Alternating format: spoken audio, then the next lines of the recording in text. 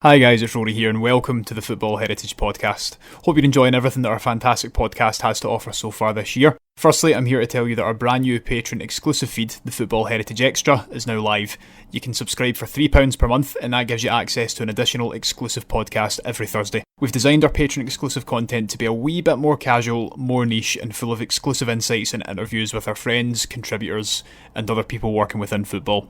Links to subscribe are in all of our episodes, show notes as always. Looking forward to seeing you over there. Secondly, if you enjoyed last week's show, it would mean the world to us if you could leave a review on Apple and Spotify, or if you're listening on YouTube, a comment and a like. It really helps the algorithm pick us up and does so much for pushing us in front of new listeners every week.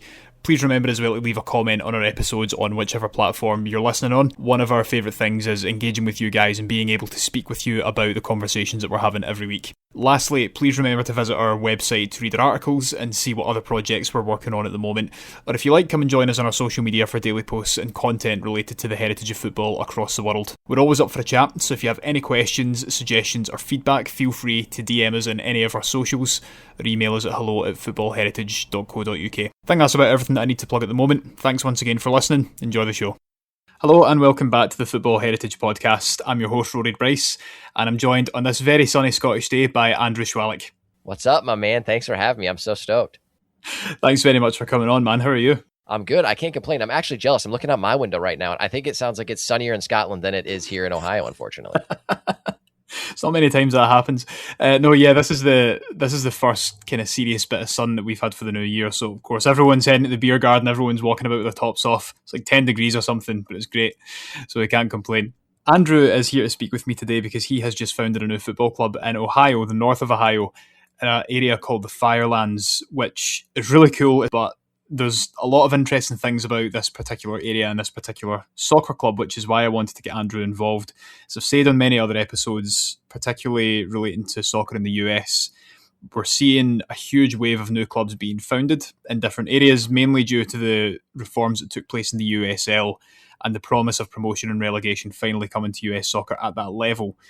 But there's also a number of other soccer clubs founded across the USA, and I think it's important for us to remember that soccer in the USA has always had a very strong support at grassroots level and a very good infrastructure at grassroots level as well. The level at grassroots is incredibly high, and the comparison between amateur soccer in the US to, say, Sunday League over in the UK, those amateur teams in the US would run rings around Sunday League teams over here, and that's just how it's always been.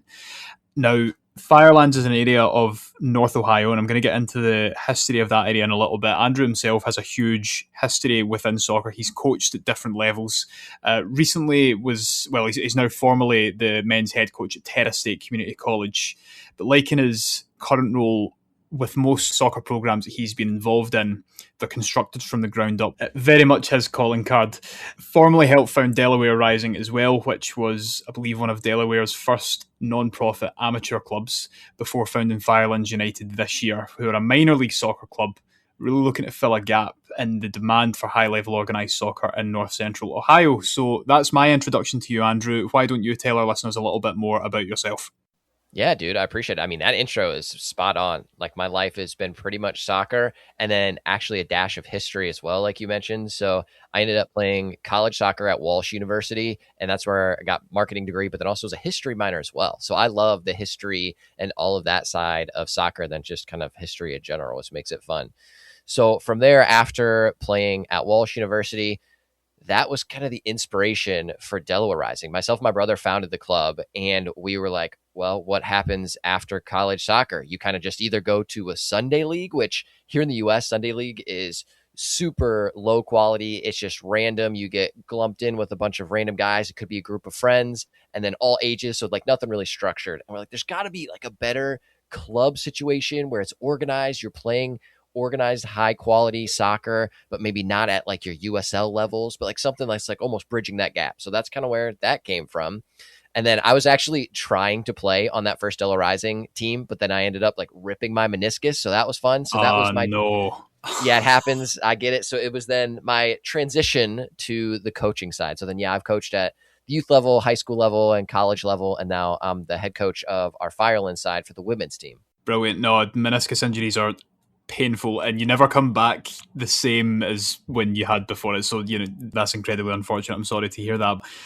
obviously you've got a huge pedigree within the game, particularly within coaching, and already have this really great experience with setting up soccer programs, amateur clubs, and really pushing them forward to be something more than just soccer teams within their communities. And like you said, it's kind of looking for that step up and that bridge from Sunday League, because in the US, obviously, you also have pickup games, which are incredibly popular.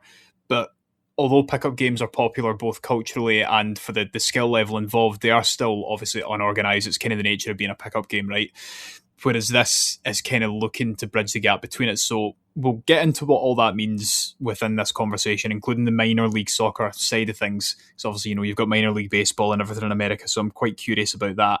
But we'll start from the beginning. Now, as I said at the start of this episode, there's lots of new soccer teams being founded in America at the moment, and that's great for me because that means we get to look at what heritages these clubs are tapping into, what identities within their neighbourhoods are tapping into, and if they're trying to create something from scratch, or if they're already looking to, I guess, capitalise or represent an identity and a culture that already exists. There's loads of different dynamics within that. Now, Firelands as an area is an interesting one for me. When I was in university, the area of history that I majored in air quotes, was American history from from colonisation right up until the modern day. Now, Firelands is an area of North Ohio that kind of borders Lake Erie, if I remember correctly. And it gets its name originally from basically being land which was gifted to people in New England, I think Connecticut it was, whose homes had been burnt by British forces during the Revolutionary War. So they were given, this area in what would become Ohio. These are the Firelands, and then the two words became one, and the area is now today, in the modern day, known as Firelands. So Ohio to many people is probably, Columbus, Cleveland. You've got other cities and other major towns there. No one really thinks about these little communities up near the Great Lakes, but they have really distinct identities and they have really rich heritages. And yes, while they do have a soccer culture and infrastructure, there's always been a need for an organised team and an organised soccer league at a high level. That's really where Andrew has stepped in this case. What else have you got to say about the Firelands? Why was it a pull for you to set up a soccer team there? Yeah, so you're spot on with the history. That's exactly right. And the history element was something that was super interesting to me as well. So first, starting on the soccer side of that, this region, and I guess soccer in general, is kind of unique because a lot of the soccer players come from high school. So there's almost this awesome foundational element of a lot of high schools that have soccer clubs, even in rural kind of random areas throughout Ohio and throughout other states as well. So that is really cool to see. But then again, like that bridge doesn't really exist like after high school. Sure, you can go play in college, but then what happens after that? The Firelands region was unique because there are a lot of awesome high schools that have really high quality programs, but there's not a whole lot of opportunity after that. And then even on the women's side as well, there's even so much less of an opportunity for high-level women's players to go on and continue to compete at a high level. Now, the history piece of that, you talked about it perfectly. That was another exciting element for me of diving in like, hey, my wife and I, we live up in this area now. Let's learn a little bit about where we live. And the Firelands region, the history of that is so cool because of, yes, that element of the Revolutionary War. There were some towns that were burned down in Connecticut. And then the families of those individuals that lost those businesses, lost those homes, they were gifted the land over here in the Firelands region of Ohio. And our badge, I like to think that our badge is one of the most beautiful badges out there. I was super intentional when designing it. It combines a lot of those elements of the history of the Firelands region into it. So shaped like a little flame. I'll just give like a little flavor of some of the elements that we included. So there are grapes that are in the middle. So that's an homage to Connecticut, which have a lot of like famous grapes and wines over in that region. But then also Lake Erie had the wine belt, which the Firelands region was a main part of. So kind of having that connection there. And then there are 9 specific grapes in our badge. That is for the 9 towns that were burned during the American Revolution, during that portion of time that ended up leading to the founding of the Firelands region. So just like some little Easter eggs that are hidden inside of our badge. So I love that element, and like being able to merge history and soccer, kind of like what you do, is the dream. So I'm loving absolutely every element of this. Yeah, I mean, that's a great way to represent the region, really, isn't it? It's tapping into the etymology of it, where the region's name comes from, the history of it, the history of its settlement from people from New England, but also talking about what is new. And obviously the flame is there because it's the Firelands, right? It's completely reflective of what it is, and the first kind of, I guess, image that comes to mind when you hear the name. So yeah, no, fantastic. And like you said, when you get to merge football and history like this in a way that actually represents people, you just get a nice feeling off it. It's class being able to speak about this kind of stuff, and in your case, actually put it into practice. So, in terms of the infrastructure of Firelands, where soccer is concerned at the moment, largely school and college teams. And I get what you're saying that, once you finish playing soccer at school or college level, over here it's a little bit different because more often than not, by that point, you'll have been picked up by an academy for one of the major football clubs, or a local football club, or you'll play in what are called the junior leagues, or basically Scotland's non-league. And then obviously from there you have your player pathways and whatever else. So it is kind of set out for you, and at the very least there is a kind of traditional path that you would follow. But in the case of US soccer, if you're not really in a soccer hotbed, and the same can be said for other sports as well, obviously, if you finish at school or college, there isn't really a kind of designated pathway for you to go down. You either stop playing, you go to work, or, this thing that you've done all your life kind of has to become a hobby while you work full time because it's not going to be enough to pay the bills. It sounds like it's very much the case like that in the Firelands. There's not really been any other professional, semi-pro, or really prominent amateur teams from that region. Yeah, it's so true. Yeah, there's just that gap. Like you fall off after college or even after high school, because a lot of high-level high school players don't have the opportunity to play in college. So then, yeah, you kind of just end up doing it as a hobby, maybe when you can, or you don't end up playing at all anymore altogether, which is so sad. So that was one of the reasons that this kind of club and structure came about. So that structure in general, I think, is fairly consistent around the US. Like you said, there are specific hotbeds in various portions of the US where soccer is much more of a popular sport and people support more of that infrastructure. I will say it's growing in Ohio, which is cool. So those hotbeds are surely around, the larger cities that you'll expect. So Columbus, Cincinnati has a really good soccer presence, which is cool. It's growing in Cleveland as well, which is probably our closest large city, which is really neat to see. But then some of those areas where there are decent sized towns like Sandusky, for example, but they just don't have the foundation of a soccer program to bridge that gap. So it's really exciting to be in one of those areas where we can kind of create and support a community and an ecosystem like that and really build a soccer platform for people to continue to play the sport at a high level. And then all the benefits that come with that, like establishing that community, you build friends for life. Like some of my best friends are still some of those guys that I made when I was playing club soccer back in the day at the youth level. So being able to help people build those type of relationship as well, and then further them in their soccer career. So like you talked about, there's the academy structure you guys have over across the pond from us, which is super cool. I'm jealous of that because I wish we had some infrastructure in that type of way. We don't really have a soccer pyramid over here per se. It's much more a pay to play. You got money, you can essentially move your club up in the ranks. But then that academy version is so cool. But then the flip side of what we're trying to tap into a little bit with that is of saying, okay, there are some players that are maybe on the bottom end of some college rosters that want to continue to train and get better in the offseason, which is summertime over here. So then they can play on a club like us over at Firelands United and then get better, improve, and continue to train so that they can make a larger impact on their college team, which is cool too. So a lot of like awesome little pieces that we get to help support players and communities with over here. Yeah, I understand. It's one of the things about soccer in the US is that a lot of academies or a lot of clubs have partnerships with clubs in Europe, and they effectively become a feeder team to a degree for these clubs in lieu of having that academy structure, which is frustrating because it means a lot of talent is heading across to Europe or elsewhere in the world instead of it staying in the US. It's not great, but being able to have these platforms, as you mentioned, and building these platforms is important because it gives players another option, especially if, fitness is a huge thing. Having playing time is a huge thing. If you don't have that, then your career can very quickly start going downwards. So I'm guessing this is where minor league soccer acts as the bridge for these players between playing time and, for example, just getting back up to fitness or playing in a league that is amateur, isn't overly, isn't overly committal. They don't have to do very much bar play and turn up, but it's to help them get back to full fitness.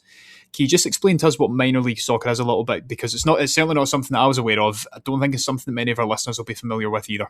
Yes. So unfortunately, like I mentioned, there's not a structure per se that you would experience over maybe in like the UK in terms of soccer. So our pyramid, like I mentioned, is pay to play, which I could do an entire episode on how unfortunate the pay to play model is in the US. It's just so expensive if you want to play at a professional structured club as a youth player to try to develop and then grow and then be a competitive player at a higher level. So that's another piece that we try to offer players to make it much more affordable. So full transparency, if you want to play for Firelands United, your player fee is $250. That includes your kit, that includes the full experience, that includes the practice gear. Like, you get all of that stuff to keep. So our goal is really to try to keep player fees as low as possible so that everyone has the opportunity to be able to play in a club experience like this, because so many players get priced out of that, which is sad. So minor league soccer specifically, I reference all of the structure or lack of structure that we have here in the US. I guess our structure is getting better, I will say, but there's not really a formal way to talk about what grassroots soccer is here in the US. So you'll have the term grassroots soccer, you'll have the term lower leagues here in the US, you'll have the term minor league soccer. All of those are kind of the same thing. They just branch off and mean a few different things. So the reason we say we're a minor league soccer team is because so many Americans, especially in our region, don't understand what grassroots or like lower league soccer is. And especially because we don't have a full pyramid that we can use to explain what those lower leagues or grassroots soccer is, we say that we're a minor league team. So for example, that specifically for us means we're an amateur team, so we don't pay our players quite yet. That's a dream we want to get to. We want to continue to rise in the ranks over here and get to become a semi-pro team.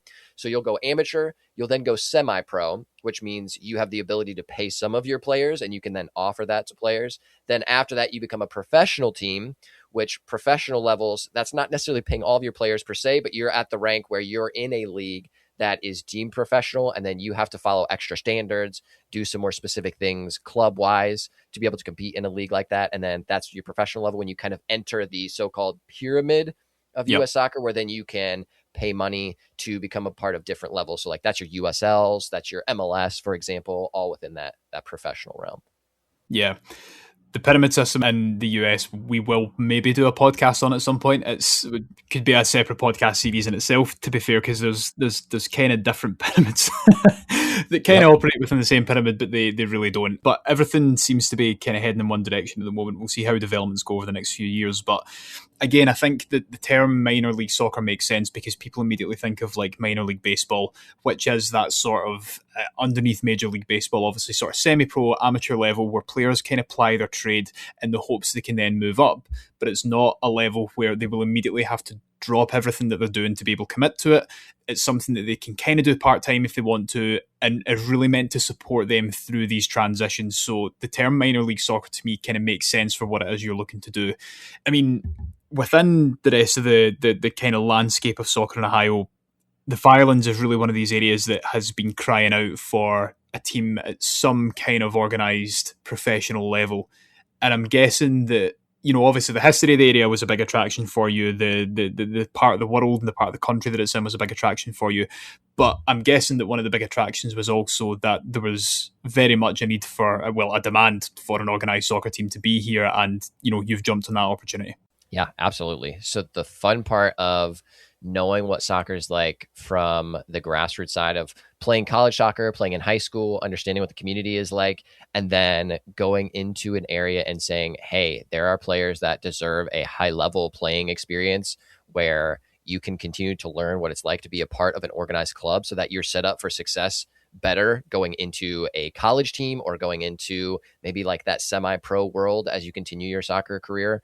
So seeing that I kind of have what that formula looks like, and to be able to set up and then create a club where we can offer players that experience, like that is so exciting to me. And seeing that there's a need, like that's what gets me excited, because I'm like, oh, I know what I can do here. I would love to create this opportunity for players. I can immerse myself more in soccer and then be more of that supportive character now and propel players into whatever soccer career they want. And then having that fun, good opportunity is just what is exciting. So we have players of different ranges. So we'll have some high-level high school players that join us that want to really get trained up, play at a higher competitive level so that they can go off and then potentially get college scholarships and then play at that college level. We have some of those college players that are there to continue to train, to try to make more of an impact on their college team. And then we have some post-college players as well that are saying, okay, cool, my time as a college player has come to an end. What happens next? Maybe I want to continue to train to try to go up into like a semi-pro type of level, which is exciting. And then we have the opportunities for that now, which is so cool. And I will say that level and that type of system is growing in Ohio. So we compete right now in the Northern Ohio Soccer League, which has a number of teams, which more teams are getting added every season, which is so exciting, which all of those teams are coming together throughout the state of Ohio. So it's exciting to see that other clubs are trying to do similar things and provide outlets for players to just continue to play competitive soccer. Yeah, 100%. It's good when you're part of something that has grown, and we're seeing a lot of this growth now within soccer in the US, again, especially at grassroots level, while the USL kind of sorts itself out, while MLS continues to trundle on. Obviously, that's been 30 years of the MLS now. And for all people say different things about it, a lot of MLS clubs do great things within their communities, but obviously there is always going to be the issue of that these clubs are franchises at the end of the day. They can be picked up and moved whenever people want that to happen. But in the case of the Firelands, they've never really had that before, so it's great to know that there are representative clubs springing up. But like you said, you're close enough to Cleveland, you're close enough to Sandusky, Toledo's not too far away, you're close enough to Detroit, upstate New York, and Canada as well, really. So you're in quite a good location to attract players from around if they really wanted to, and for your future ambitions, that's going to be quite important. But tell us about the Firelands as it is right now. Obviously, it spans quite a large area, and Cleveland is a large city, but other than that, it seems to be like quite a rural place, maybe somewhat remote parts of it as well, and pretty disconnected from, the kind of states that surround it, at least. Yeah, so Ohio is cool. It's like a unique part of the Midwest. It's kind of the start of the Midwest. So you're on the East Coast, of course. You got all the cool options, opportunities, things that are happening over there. And then as you transition to the Midwest, Ohio is kind of deemed as the gateway to the Midwest because a lot of roads also funnel through Ohio, which is cool because then you have the Appalachian Mountain Range. So that almost kind of like borders like southern Ohio, sort of. So if you really are coming from the East Coast, you're either going south to get that way or you're going north and then through Ohio, which is really cool. So then you're coming through Ohio and there's a lot of roads that will travel you this way. And then you get to experience a lot of different types of environments here in Ohio. You have the rural places. So I'm talking like Appalachia, you're in the middle of nowhere, good old country vibes. There are your farming countries and farming communities, which is where I grew up. I grew up in a small, tiny farm town. My mom's side of my family all are still farmers. They have the family farm out there, which is really cool. And actually the Rosendale side of my family, they came from Hull. So I'm a Hull City supporter. So I love that vibe. Nice. Yep. So hopefully Premier League bound. We're fighting for it. But then you have, of course, your big cities in Ohio too, which is really unique because we have so many large cities that kind of span our state. So you have the 3 C's, which is what people call them: Cleveland, Columbus, Cincinnati. Soccer hotbeds there, a lot of great support and infrastructure there. And then you have some smaller towns that are still big cities. So you have your Daytons, you have your Toledos, you have your Akrons, and then decent soccer support there. And then it kind of trends down into some smaller cities that are in rural areas. So you think of like a Sandusky as an example. So a town that has a lot of good infrastructure in terms of resources for people to live. There are 2 high schools in that city. And then one of those soccer teams is actually really strong. So Perkins High School is one of the high schools in Sandusky. They have a really good program. They have a really good coach. It's exciting to see the players that they develop there. And then after that, what happens? Where do you support those types of players? Where do they go? So being able to see a club and those soccer resources starting to grow, not only with Firelands, but other clubs doing the same things in these like little bit more rural-ish types of areas is really cool because a lot of those players that live in those rural areas that are outside of the radius of those big cities don't necessarily have those same type of playing opportunities. I think back to it was an interview that was done. I think it was Tyler Adams, or maybe it was Alphonso Davies. He was talking about as a youth player, he had to drive an hour and a half just to get, I think it was to Red Bull, to be able to play competitive soccer that will continue to pursue his dream of becoming a professional player. Like that's just, it stinks. It's not fun. It's not easy for parents. It's not good for players. So providing more of those higher level opportunities where players then can springboard into better opportunities, which is what we want to see our players doing. Having that in more small towns, rural areas, making it more accessible is really what it's all about. 100%. You guys founded in 2023, been active since then, and now you've got your women's team coming this year. What was the process of founding Firelands United like? What's the reaction been so far? Because obviously, you want to be in and amongst these communities. Firelands is such a great region that has such a distinct local identity, and you guys are the ones that are wanting to represent that, as is the case with your name and your badge. So what's the reaction been so far? Because, obviously you want to be a presence in these local communities. You want to show people that you're there, grow your profile as a football club, and eventually grow so that you can hopefully, work your way up, like you said, and represent the region more widely. Yeah. So there are two different communities, essentially. You can kind of think about it this way. So there's one pile of people, which are your soccer fans. So soccer people that grew up with kids that have soccer on their mind, that play in the youth systems, those players that grew up through youth systems, just youth clubs playing the sport of soccer. So they understand what soccer is about. So that community, super easy to embrace us, which has been wonderful. So they know what it's about. They're super excited to have a club like this. They follow teams abroad as well. So they support it as fans. So that community, awesome. We love tapping into that and playing with them and getting organized and doing events and facilitating stuff with them. So they kind of picked up on what we're trying to do right away. Then you have your larger bucket of just individuals that were never really in the soccer ecosystem before and don't really understand what soccer is fully as a sport. So maybe they understand as, hey, like we have the Columbus Crew in Ohio, like we know they're a professional team, but then it gets kind of mucky and confusing as you go down into the lower edges of the so-called pyramid and the lower leagues of soccer here. So that has taken a little bit more time to explain what that's about. And actually, something I post on BlueSky, and actually that's how we got connected too. I post like some of the different things of what it's like building the club on the back end. So I share stuff like some of our budget things, the process of trying to bring on sponsors, some of the financial things, some of the problems that we face, some of the wins that we have. And then one of those is trying to get media attention for the club and letting some of like our local newspapers, our local media members know what it's about. There are so many awesome grassroots reporters, but we don't have a ton in our specific area. So I think that's one of the problems of being in a more rural and remote area. We just don't have the type of understanding and media support that a lot of larger clubs would. So I think that's probably the hardest thing, but being able to continue to pursue and try to educate people on what the lower leagues of soccer are like and how fun and how cool and how exciting it can be is definitely a battle, but it's fun because I get to work and talk soccer all day, which this is just a part-time thing for me for now. Someday, hopefully we'll get like this big club going. We'll maybe be in the USL. We'll be doing something crazy, make it full-time. I'd love to be in that vibe, but we got ways to go for that. And yeah, we're just slowly building, trying to make it consistent, build a good foundation, and let players have a good time playing competitive soccer. Yeah, exactly. It's about staying grounded and staying focused on what your goals are at the moment, because, you know, as much as you can have those long-term ambitions, it's all about the short to medium term as well, and making sure you're serving the people that you say that you're going to serve and represent. And that's one of the great things about Firelands United, as I've mentioned a few times so far in this show. The region hasn't really had a club that's represented it as a region. It's all been kind of localized, high school, college, Sunday league, and amateur teams. So it's really trying to bring everyone under that one banner, which can be really important and really powerful. What's the reaction been to that so far, to Firelands founding as that football club who is going to represent the region? I will say it's actually been pretty good, which has been a little surprising because, as you had mentioned, we founded in 2023. That first year was more structure, getting all the behind the scenes thing done. And then 2024, 2025, we kicked off our first season. So this last year was our first official season with our men's first team. And it took some education, I think, even for some of the parents of players to like understand like the club structure that we're trying to build, more of like a European style where you're a part of an actual club. We do club events, like you have a full community that you're with and that support you. And then once we really started getting that word out after just the first few matches, we started having not only fans like of players, so like parents coming in and things like that, but like some actual fans that were like, hey, we have like a minor league soccer team in the Firelands region. You play in Sandusky. We've never had something like that before. That's super cool. So one of our games, I think it might have been our playoff game, that the whole sideline was covered. And we play in, it's called Sports Force. It's a unique space.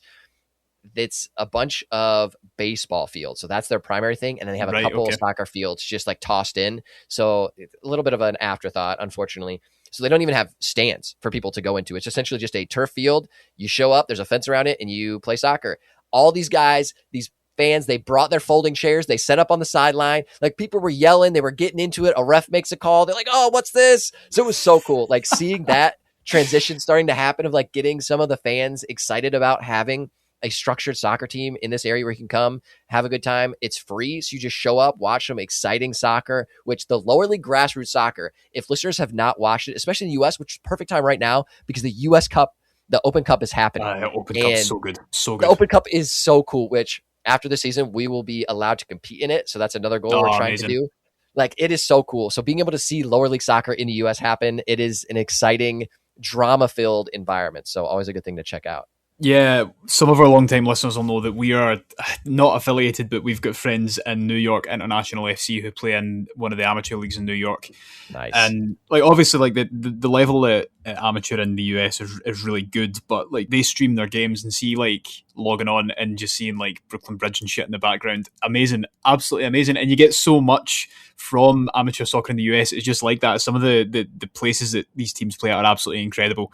And as I said, the level is really good. So I do highly recommend to our listeners to check out some grassroots US soccer. And I cannot stress enough, please watch an Open Cup game. There's already been some massive shocks so far, and it's always good for a story.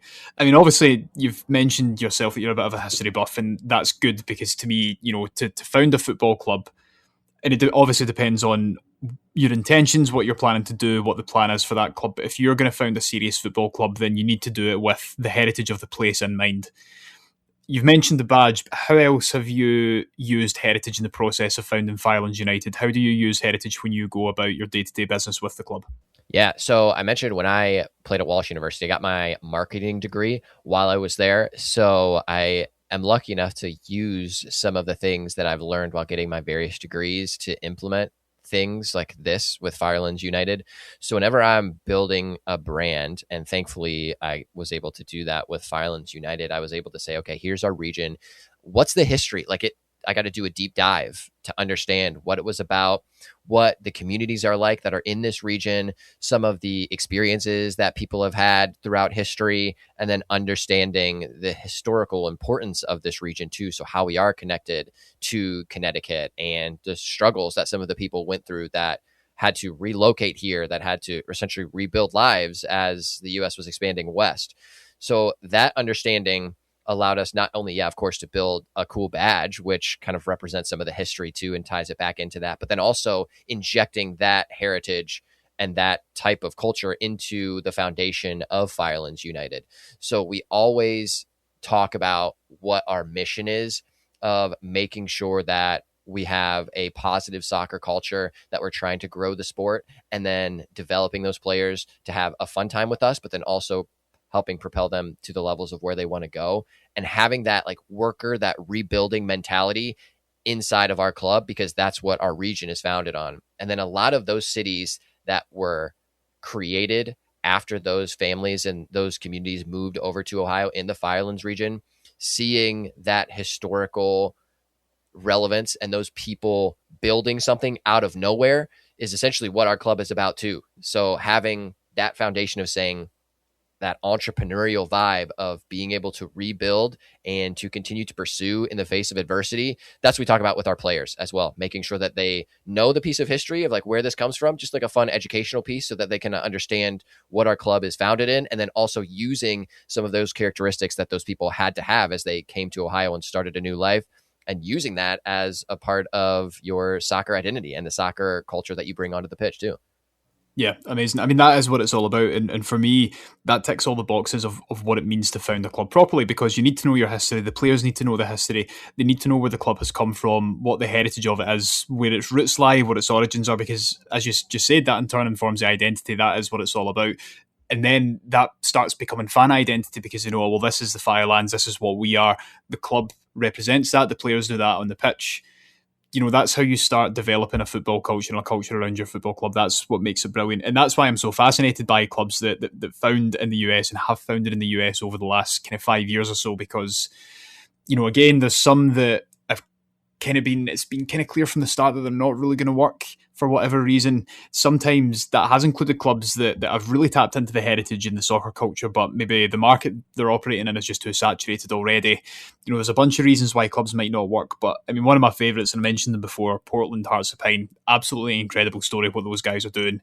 San Diego Loyal, unfortunately, were one of the clubs that did go defunct, but what they also tried to do was brilliant. And you just have so many other amazing clubs across all levels of the US pyramid that are really tapping into strong and existing soccer cultures to give their fan bases a bit more representation and a voice, I think. And you'll find that a lot of these fan bases are much better than some of the MLS clubs. Union Omaha, another one that I can mention. So it's always really good to see when people actually do mean what they say about including these heritage elements and, you know, talking about actually building up the identities that we see so often in Europe, and that, soccer in the US gets such a bad rep for not having, it's good that there are people proving them wrong and it's not at the top level of the game. And in terms of obviously your long-term ambitions, you've mentioned a couple of times you would like to work your way up and get to the USL. But before we talk about any of those kind of face value things, obviously the short to mid-term goals for the club are to provide a platform and a level for players coming into to bridge that gap between semi-pro and amateur soccer, and to give them time to work back up to fitness and play. What are the long-term goals for Firelands United out with of playing in any specific division? What do you want the club to be able to do once you've achieved this goal of giving players time back? Yeah, so I think it is exciting because having the goal of being that bridge and providing those playing opportunities for players, like we're already living that, which is so exciting. So seeing our first roster come together and have those players of those different levels that I already mentioned all merging together and being able to play competitive soccer. We made it to the playoffs, which, yep, we have playoffs, which is a little confusing too, but then ended up second in the league. Like we did a lot of good stuff in our first season as a club. And the unique part of our club is we're not necessarily founding with structure underneath of us like some other clubs. So a lot of clubs will be a youth club for 20 years. Then they'll add on like a minor league version or like a men's first team in a amateur competitive league.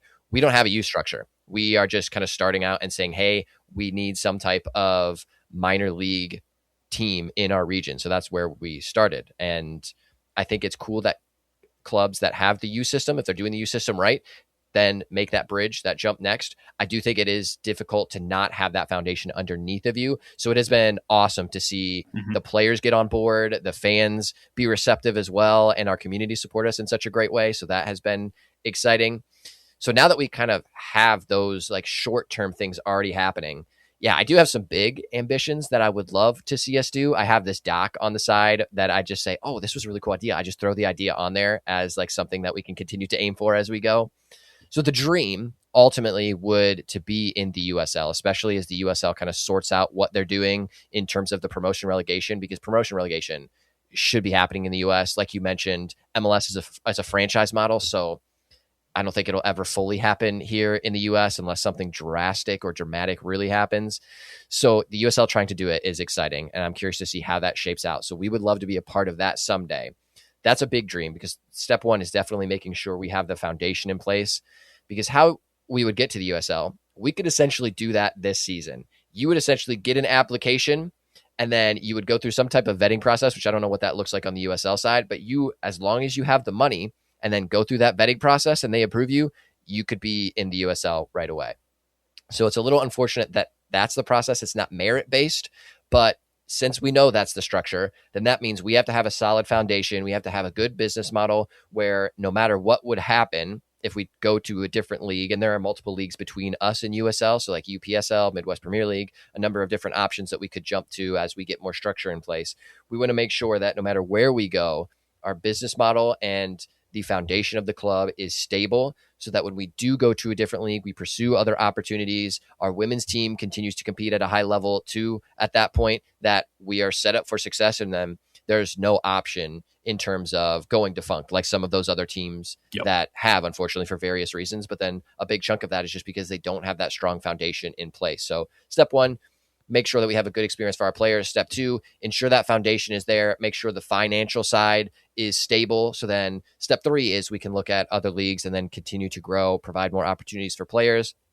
I'd love to get some reserve teams going on as well. So as like our first teams move up to a different league, then maybe in the current league we are in, we have our reserve teams. We maybe have U23 teams, just continuing to provide opportunities for other players. Some of the other ideas, there should be an adult league where we are. So just some type of structure, like for people like me that like I used to play at a fairly high level. I just like to be competitive. It's not as intense as like a club of like what Firelands United would be competing in the first team, but you just have like a structured fun league that you can compete in our region, which we don't have that either. So that's another piece I would love to offer. So really following that mission, if we're going to do an opportunity, we look back at that mission and say, how are we growing the sport? Are we providing cool opportunities for players? If it falls within that mission, like an adult league would, I would love to pursue what that would look like. Bring on some other team members as well once we grow and continue to have that structure in place so that we can really implement some fun things and continue spreading the beautiful game. 100%. I think just going back to the point you made on the USL, like obviously you know that you can apply, go through this vetting process, and if you really wanted to, you could get there this season. But I guess it's about making sure you don't jump the gun because you don't want to sacrifice the future of the club just to get into the USL now when you don't have the foundation to last there. Right. Exactly. Yeah. It's unique because there was even a team in our region that was just founded this year and they're already going to be in the USL. So it kind of just goes to show you, if you have money, you can just jump into whatever league you really want to. I mean, it's even the same with the MLS, just at higher stakes. Like you have $500 million and you're in a market that MLS deems as worthy, you can potentially get in there, like we saw with San Diego, even at the cost of some of the other teams in the region, sadly. So like the Loyal, sadly, do not exist because of that whole structure that happened out there.